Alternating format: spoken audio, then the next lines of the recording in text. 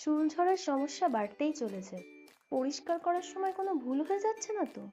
Shampoo করার সময় ছোটখাটো ভুলের কারণেও চুল পড়তে পারে। চুল পড়ার সমস্যা থেকে মুক্তি পেতে পরিষ্কার করার সময় কোন কোন বিষয়গুলো মাথায় রাখবেন, আসুন জেনে নিই। বাজারে চলিত যে কোনো শ্যাম্পু কিনবেন না, বরং আপনার চুলের ধরন অনুযায়ী শ্যাম্পু কিনুন। প্রথমে চুলগুলো ভালো করে ভিজিয়ে নিয়ে তারপরে শ্যাম্পু লাগান।